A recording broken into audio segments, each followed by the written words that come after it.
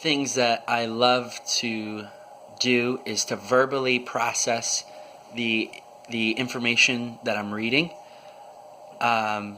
This is Becca's curse, unfortunately, because sometimes I blabber on to death, her to death about what I'm reading or all of that. I've been listening to an audiobook called Creature of the Word, How to Be a Jesus-Centered Church by Matt Chandler. And the third chapter of it was on the church being a creature of community and how the church is a community. Matt Chandler said two things that really struck me today. He was talking about just how connected we are to each other in our culture. We have Facebook, we have Instagram, all these ways that we connect to each other and communicate with each other, even knowing the minutest details of each other's lives. He was talking about how on Instagram you can post how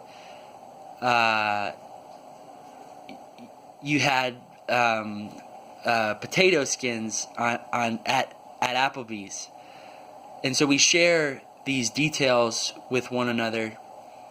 But then he said this. He said, "Connectivity is no substitute for community." Our culture is, in ways, more connected to each other than any cultures have been in the history of humanity. But just because we're so connected to each other, we're at each other's fingertips, we're able to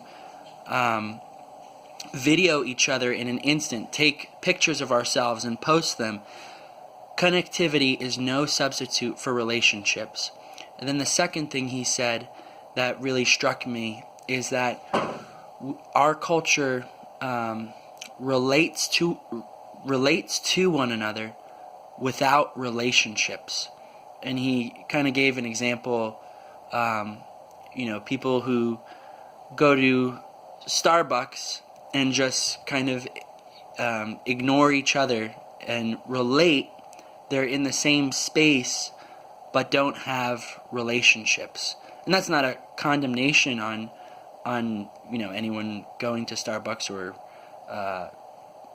working on things, but just the point that we can be so close to one another, so closely related to one another without having relationships. And he said that the gospel of Jesus Christ is what forms relationships. The gospel creates community.